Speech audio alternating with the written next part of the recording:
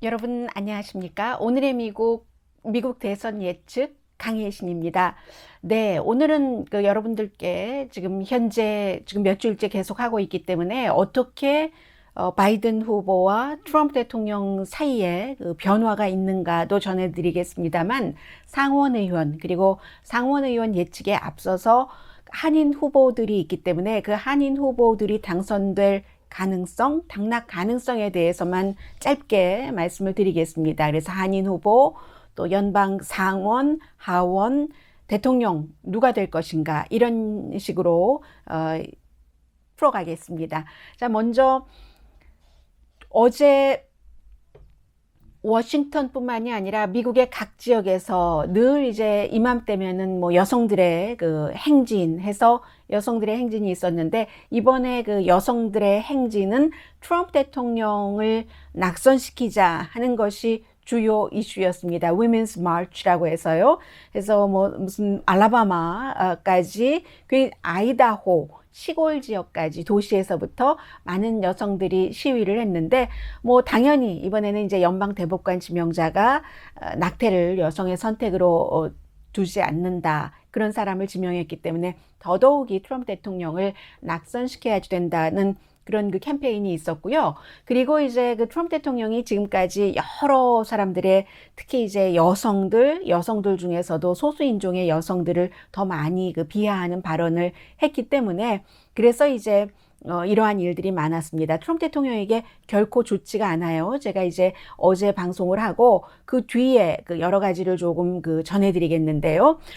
위스콘신도 지금 바이러스가 많이 퍼지고 있고, 조지아주에 이어서 미시건주에 가서도 또 트럼프 대통령이 선거 유세를 했는데, 지금 막바지 선거 유세에서 굉장히 두려움의 정치 이런 것들을 하고 있고, 2016년 후보였을 때의 패턴과 똑같습니다. 그리고 이제 조지아주에서는 특히 본인이 만약에 최악의 역사상 후보인 조 바이든에게도 진다면 내가 어떻게 해야지 되겠는가, 내가 기분이 좋지 않을 것이다, 뭐 그런 형태로 얘기하면서 외국에 가야 될지도 몰라, 이런 뭐 얘기를 했는데, 사실은 트럼프 대통령 캠프 측에서도 질 가능성이 있다는 것을 이미 알고 있고, 어느 정도 시인하면서 출구 작전을 하는 뭐 그런 것으로도 보셔도 되는다고도 볼 수 있겠습니다. 그리고 특히 이 미시건주에서는 미시건주의 주지사가 여자고, 그리고 미시건주가 민주당이고요. 어느 주보다도 이 코로나 바이러스 사태 때 문을 잠그고 이런 일을 많이 했습니다. 그래서 거기에 반대하는 사람들이 시위를 하다가 얼마 전에 결국은 적어도 6명 이상의 남성들이 이 미시건의 주지사를 납치하려는 뭐 훈련도 받고 했다고 하잖아요. 그런 일로 기소가 됐는데, 그럼에도 불구하고 트럼프 대통령이 미시건주 선거 유세에서 계속 이 주지사를 비난을 하니까, 결국은 주의 트럼프 대통령을 지지하는 사람들이 가도라가 구호예요. 힐러리 클린턴 때부터 해서 이 미시건 주지사를 가도라 하니까, 그러니까 이 미시건 주지사가 이 같은 이 대통령 주변에서 일어나는 일들이 우리 가족을 굉장히 위험에 빠뜨린다, 이런 얘기도 트윗에서 했고요. 그리고 여러 가지 아무튼 그런 일들이 있습니다. 그런데 여기에 비해서 조 바이든 후보 캠프에서는 굉장히 신중합니다. 여러 가지로요. 그래서 지금도 이 트럼프 대통령이 차고 올라올 수가 있다, 트럼프 대통령이 이길 가능성은 여전히 존재한다, 그러니까 민주당이 절대로 이 선거를 할 수 있는 사람은 다 한 표를 찍어라, 이런 얘기입니다. 여론조사 같은 것보다도 훨씬 트럼프 대통령이 이길 수 있는 가능성이 높다는 게 지금 바이든 후보 측에서 하고 있는 얘기거든요. 그런 일들이 있고요. 막바지에 트럼프 대통령이 확 차고 올라올 수도 있다, 이런 말들을 하고 있습니다. 그리고는 이제 그런데 비해서 트럼프 대통령은 좀 전에 말씀드린 대로 굉장히 두려움의 그런 캠페인도 하고 있지만, 마스크에 대해서는 여전히 마스크를 깔보는, 뭐 이틀 동안 MBC 방송국의 타운홀 미팅이 끝난 뒤에 조 바이든 후보가 쓰고 있는 마스크가 너무 크다. 이런 얘기를 하고, 이게 현 대통령이 하는 얘기입니다. 대통령 후보도 아니고요. 그리고는 이제 12년 더 해라. 그런데도 사람들은 너무 좋아해요. 트럼프 대통령 지지자들은. 트럼프 대통령을 12년 더 해라. 12년을 어떻게 더 합니까? 미국 그 법 자체가 4년, 8년이 맥시멈인데 12년 더 해라. 이렇게 하고 있습니다. 그리고 또 하나 말씀드릴 것은 트럼프 대통령 그 진영에서 공화당에서 이 민주당은 위험하기 때문에 직접 노크하면서 사람들의 집을 방문을 하고 하는 일들을 하지 않았거든요. 그런데 공화당은 계속 했습니다. 계속하면서 거기에서 유권자 등록을 받았는데, 문제는 중요한 것이 유권자 등록을 한다고 반드시 그 사람들이 투표하는 것은 아닙니다. 예를 들어서 예전에 린든 B 존슨 때나 아니면은 그 이후에 대통령 때도 마찬가지로 굉장히 이제 닉슨 때였죠. 그렇죠. 조지 맥가번하고 베리 골드버그니까 이 사람들이 한 사람은 공화당으로서 중도를 표방을 했기 때문에 좀 새롭네 하고 열기가 뜨거웠었죠. 그리고 베리 골드버그도 마찬가지고 이런 형태로 해서 뭔가가 새로웠다 했는데 결국은 그게 표로 연결되지 않았거든요. 이게 그래서 린든 B 존슨과 리처드 닉슨이 이겼기 때문에 유권자 등록이 공화당에서 많다 하더라도 표로 연결되지 않으면 꽝입니다. 더군다나 처음 투표하는 사람들이기 때문에 이번에 처음으로 유권자 등록을 했다면 그런 경우에 이제 이게 낮아진다. 그런데도 불구하고 민주당 선거 진영에서는 굉장히 좀 신중하게 대처를 하고 있다. 이런 것을 알려드리고요. 그렇기 때문에 목요일에 이 카멀라 해리스가 선거 캠프에서 양성 반응이 된 그런 스텝이 있으니까 바로 선거 유세를, 이 얼마나 중요한 때예요. 그런데도 중단하고 이제 월요일부터 내일부터 선거 유세를 플로리다주에서 시작을 하더군요. 플로리다주에 이제 두 군데서, 하나는 오랜도고 또 한 군데는 잭슨빌, 두 군데. 왜냐하면 이제 조기 투표는 조기 투표인데 직접 나가서 하는 조기 투표, 이런 게 아마 시작이 되기 때문에 그런 것 같습니다.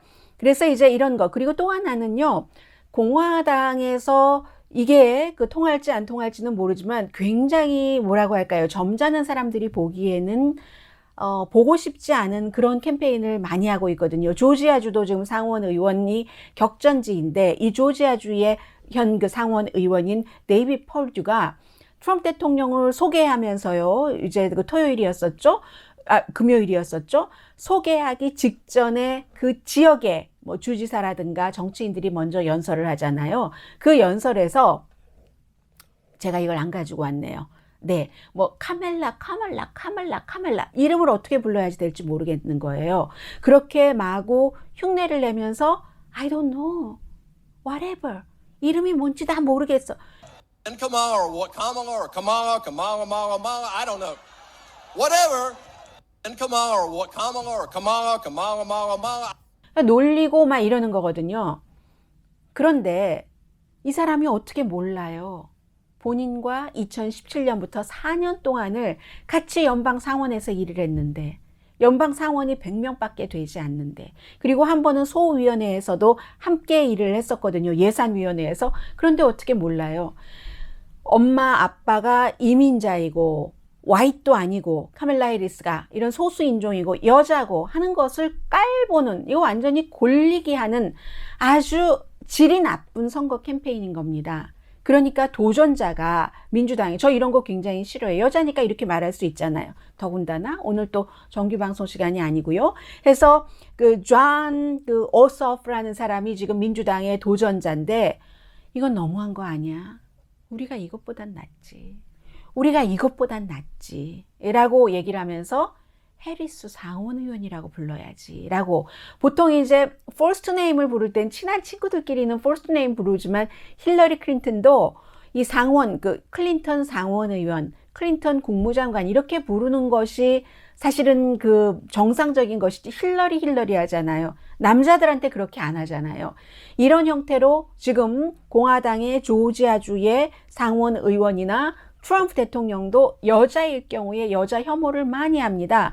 그러니까 그 위멘스 마치에서 이 사람을 재선시켜서는 안 된다, 이런 얘기가 나오는 거죠. 그래서 이 같은 선거 전략이 트럼프 대통령 지지 기반과 또 공화당의 어머 그게 터프해, 그게 남자다운 거야, 얼마나 좋아, 그 숨기지 않고 가식이 아니고 위선 안 떨고 이렇게 얘기하는 사람들에게는 어떨지 모르겠습니다만, 지금 공화당은 대통령도 그렇고 다른 상원 의원들도 그렇고 중도층의 표를 조금 모아야지 재선이 가능하거든요. 그래서 여자로서는 저는 굉장히 불쾌하게 들었습니다. 그런데 이런 일이 있어서 그렇다 하고 말씀을 드리고요. 대강 이제 이 정도 말씀드리면 될 것 같고요. 지금부터 선거 판세를 조금 분석을 해드리겠습니다. 제일 앞에 보시는 이 표가 Real Clear Politics, 미국의 많은 매체를 이제 쭉 모아서 굉장히 보수적으로 계산을 해요. 그래서 아직도 이 Real Clear Politics는 대통령 선거에서는 바이든 후보가 확보한 선거인단이 216표, 270표가 돼야지 되죠. 그리고 트럼프 대통령이 125표, 197표를 지금 확정되지 않은 것으로 봅니다. 굉장히 보수적으로 계산하는 거예요. Real Clear Politics가.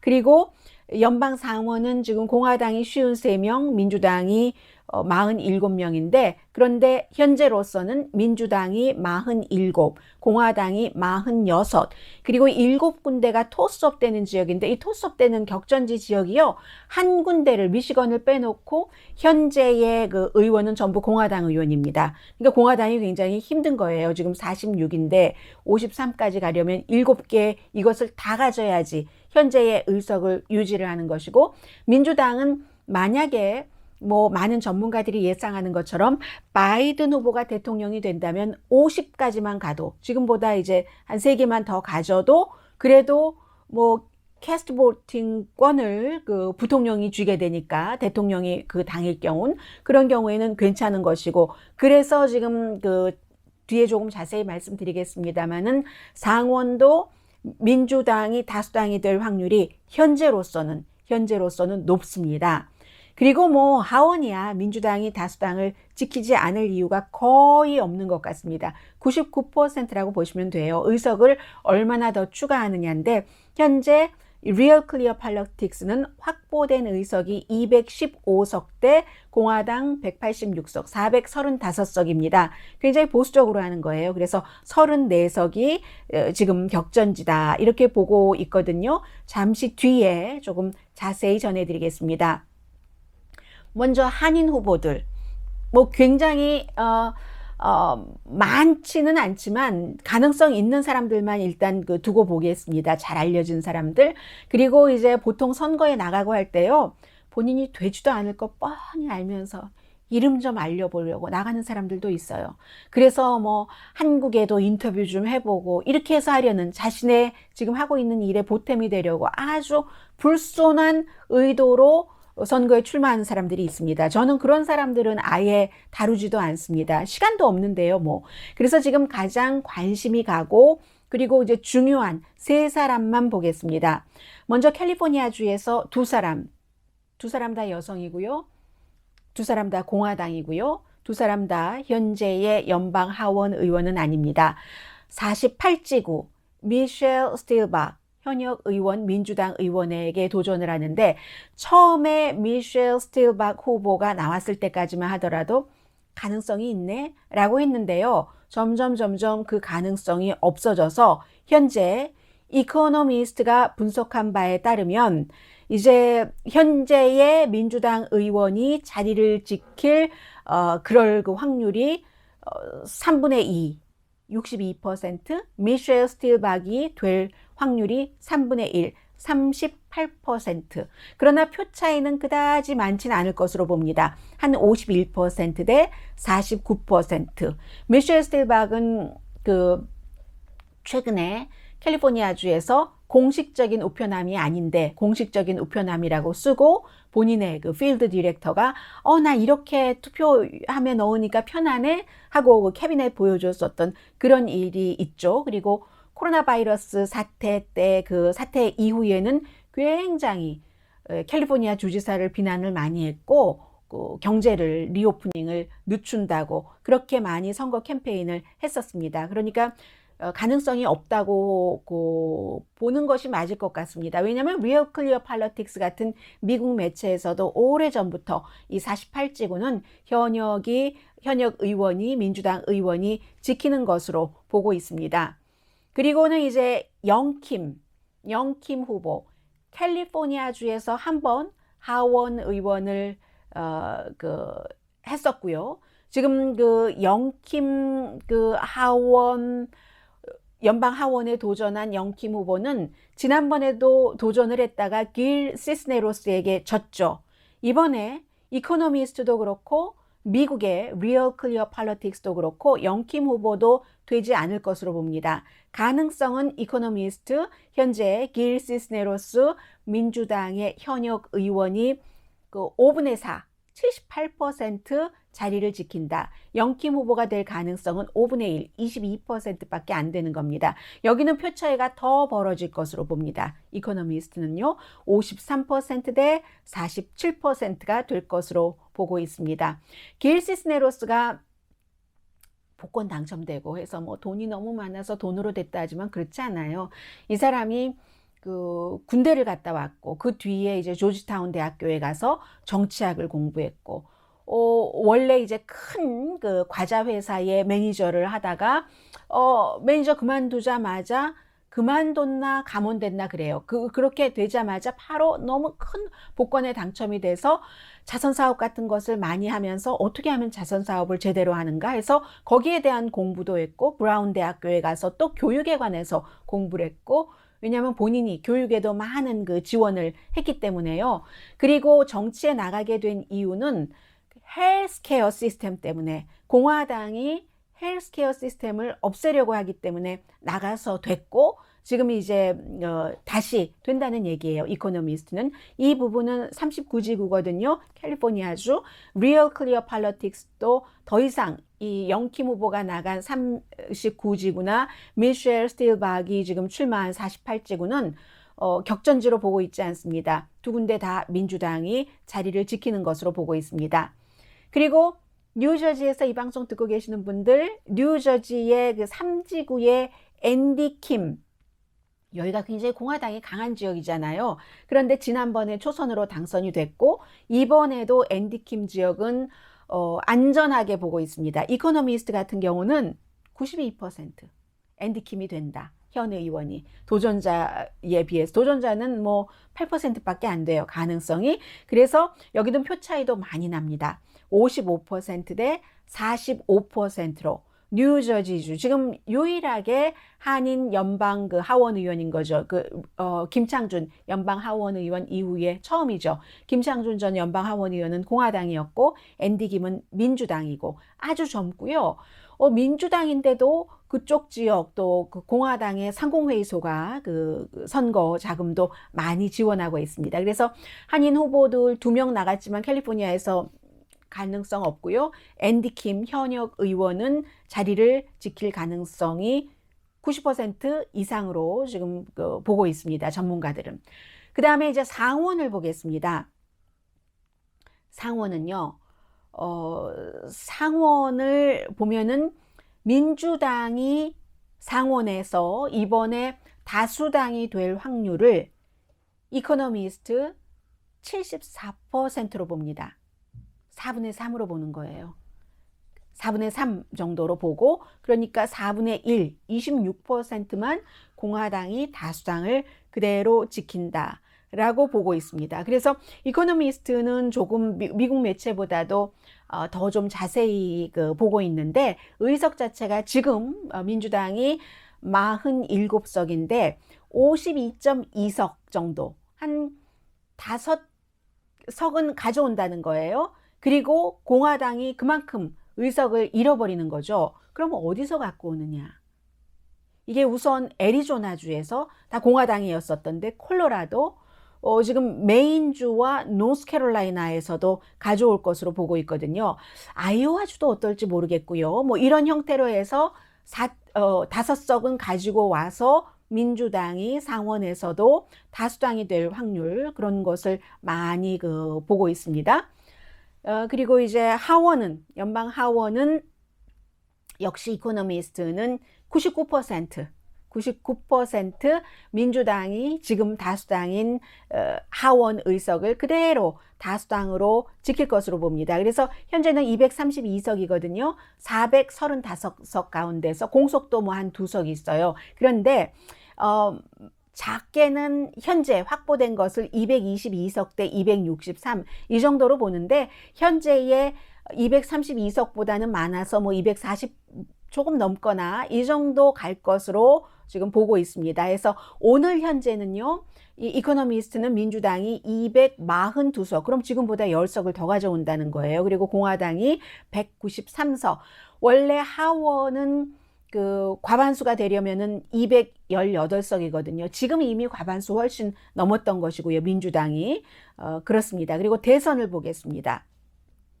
대선은요, 몇 군데 주에서 결정을 짓지만 제가 크게 봐서 8군데 정도를 여러분들께 자꾸 말씀을 드리고 있습니다만, 그것보다 더 압축될 수도 있어요. 그리고 변수도 있을 수도 있고, 여론조사 기구에 따라서 약간의 차이가 있을 수도 있고 해서 오늘 제가 말씀드리는 것은 이런 지역을 봐야지 된다.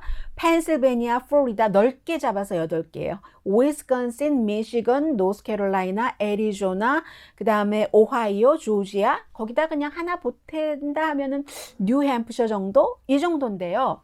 Real Clear Politics나 다른 매체들을 종합을 해보면 이 8개, 9개 주 가운데서 트럼프 대통령이 지금 이기고 있는 주는 오하이오밖에 없습니다.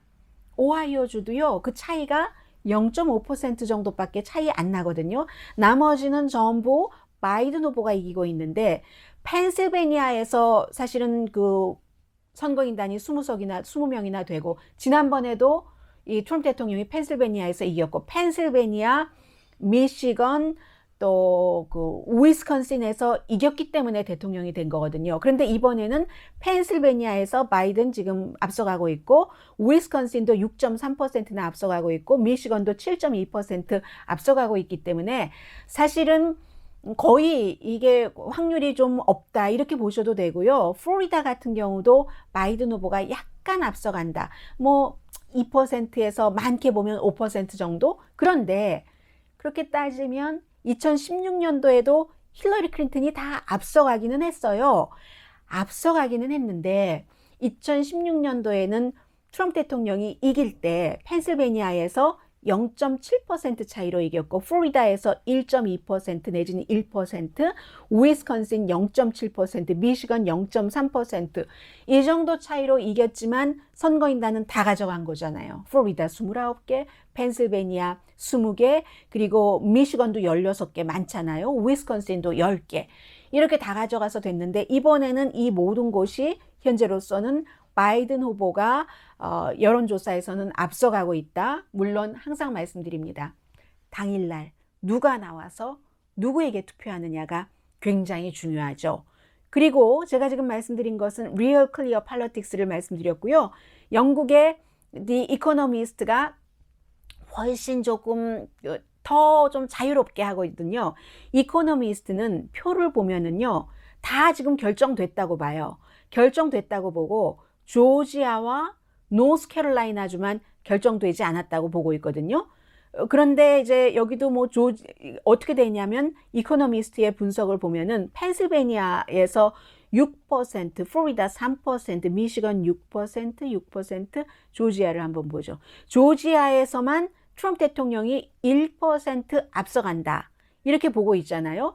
그래서 이코노미스트는 바이든 후보가 당선될 가능성을 지난주와 똑같네요. 91%, 10분의 9.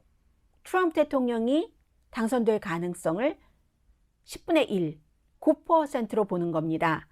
파퓰러 보트에 대해서도 99% 당연히 바이든 후보가 많이 가져가고, 그러니까 지난번에는 파퓰러 보트는 힐러리 클린턴이 뭐 288만 뭐 거의 300만 표 앞서가고 선거인단에서 이 트럼프 대통령이 앞섰는데, 지금은 이번에는 바이든 후보가 파퓰러 보트와 유권자들 한 표 한 표와 그 주당 다 몰아주는 선거인단 표를 다 가져가서 99% 99%인 거죠. 해서 현재 538 선거인단표 270표를 받으면 승리를 하는데, 바이든 후보가 341표, 트럼프 대통령이 197표를 가져갈 것으로 이코노미스트는 예상을 하고 있습니다. 일주일 전보다는 조금 내려갔어요. 이 선거인단표에 대해서. 당선될 가능성의 그 퍼센테이지는 91%대 9%로 똑같은데, 선거인단은 바이든 후보가 지난주에는 447표였거든요. 그러니까 6표 줄어들었네요. 그에 비해서 트럼프 대통령이 6표가 늘어나서 197표 이렇게 돼 있고, 네이 실버 같은 경우는 지난주보다 오히려 이코노미스트하고 조금 다르네요. 뭐 큰 차이가 나는 건 아니지만, 지난주에는 이 바이든 후보가 당선될 가능성과 트럼프 대통령이 당선될 가능성을 86%대 14%로 봤는데, 이번 주에는 바이든 후보가 1% 앞서가고, 그리고 트럼프 대통령이 2% 내려왔네요. 뭐 소수점이 있나 보죠. 해서 87%대 12%.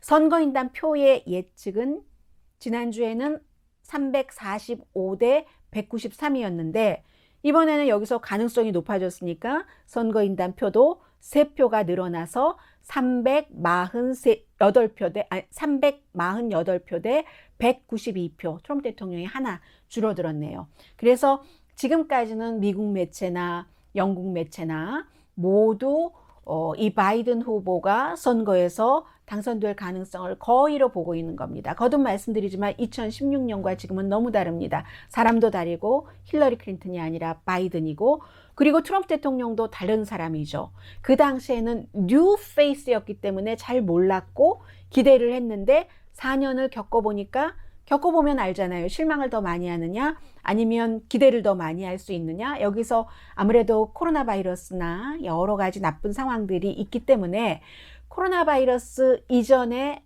경제 얼마나 좋았다라고 내세울 수 있는 것이 지금 다 없어져 버렸기 때문에 트럼프 대통령에게 굉장히 지금 운이 나쁜 거고요. 그리고 이제 그 16일이 남았기 때문에 그 사이에 어떠한 변수가 있을지는 모르겠습니다만은, 오늘 현재는 바이든 후보가 당선될 가능성, 그것도 아주 큰 표 차이로 당선될 가능성이 높다는 게 전문가들의 예측입니다.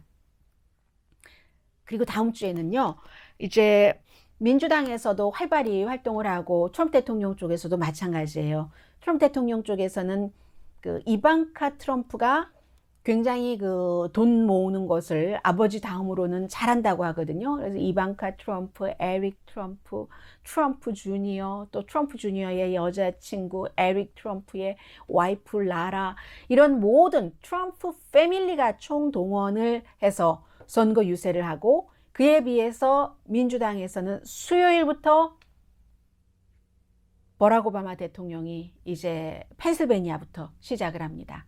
그래서 이제 선거가 치러지는 그때까지 버락 오바마 전 대통령이 이 조 바이든 후보를 위해서 연설을 하고, 물론 코로나 바이러스 사태이기 때문에 몇만 명씩 모으고 이런 일은 안 합니다. 그런 일은 안 하지만 마지막에는 힐러리 클린턴, 빌 클린턴도 합류한다는 것 같아요.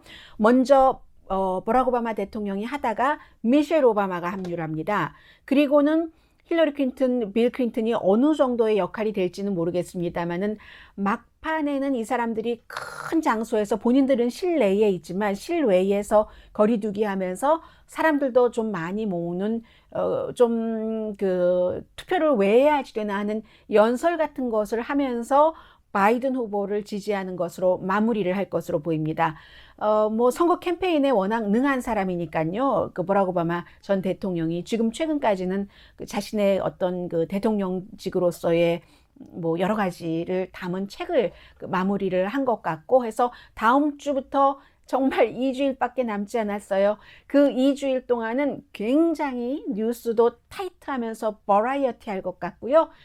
저도 여러분도 정신 바짝 차리면서 이 뉴스를 팔로우해야지 될 것 같습니다. 네, 이상 선거 얼마 남지 않은 시점에서 미국 대선 예측 강혜신이었습니다.